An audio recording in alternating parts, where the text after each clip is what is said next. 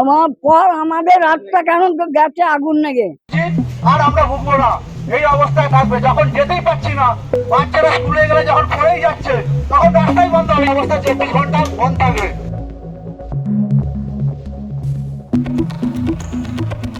রাস্তা মেরামতের দাবিতে এবার পথ অবরোধ করে বিক্ষোভ দেখালেন সাধারণ মানুষ। হাওড়ার ডোমজুড়ের কোরলা পশ্চিমপাড়ায় দীর্ঘদিন ধরে রাস্তা বেহাল হয়ে পড়ে থাকার অভিযোগে ক্ষোভে ফেটে পড়েন স্থানীয় বাসিন্দারা।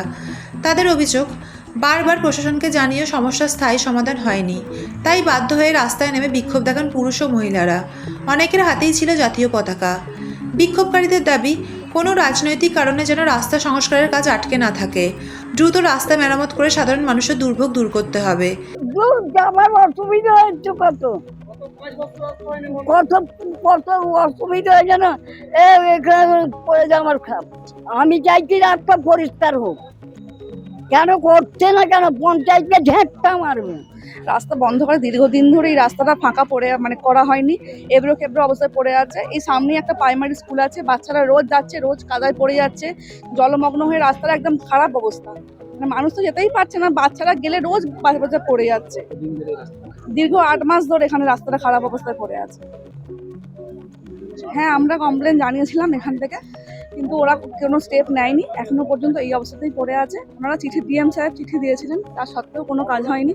এইভাবেই রাস্তাটা পড়ে আছে। এই যে আমাদের নিরকোলা বাসস্ট্যান্ড থেকে করোলা বাজার এবং এখান থেকে আমাদের নিরকোলা থেকে পশ্চিমপাড়া একটা ধুলোগড় যাওয়ার রাস্তা আছে। এই রাস্তাটা কনস্ট্রাকশনের কাজ চলছিল, বর্তমানে এটা আন্ডার কনস্ট্রাকশনের মধ্যে আছে। এই রাস্তাটা ভোটের আগে খোলা হয়েছে, প্রায় 8 মাস হয়ে গেল। ঠিক আপনারা যেভাবে দেখছেন সেই অবস্থায় পড়ে রয়েছে। মানুষ স্থিতিবিরক্ত হয়ে গেছে এই রাস্তাতে যাওয়ার জন্য। ঠিক আছে, প্রায় 4টে গ্রাম পঞ্চায়েতের লোক এখান থেকে যাতায়াত করে, কিন্তু বারবার হ্যাঁ, আমরা ডিএম ম্যাডামকে জানিয়েছি। ডিএম ম্যাডাম সেই চিঠিকে জেলা পরিষদের ডিস্ট্রিক্ট ইঞ্জিনিয়ারকে ফরওয়ার্ড করেছেন, সেই চিঠি আমাকেও কপি দিয়েছেন। সেসব কপি আপনাদের কাছে আমি দেখিয়েছি। তার সত্ত্বেও যেখানে ডিএম ম্যাডাম অ্যাকশন নেওয়ার কথা বলছে, কোন সে ইঞ্জিনিয়ার বা কোন সে কনস্ট্রাকশন যে তারা এই কাজ করছে না, তাদের কত বড় হিম্মত, সেটাই আমি বলতে চাইছি।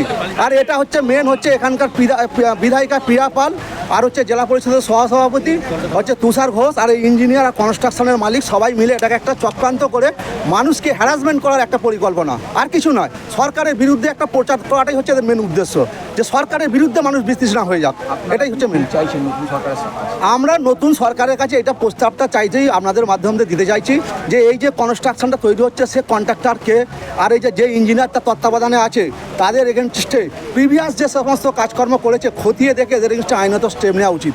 খবর পেয়ে ঘটনাস্থলে পৌঁছয় ডোমজুর থানার পুলিশ। পুলিশের আশ্বাস পাওয়ার পর অবরোধ তুলে নেন বিক্ষোভকারীরা। ফলো করুন পাবলিক মিডিয়া।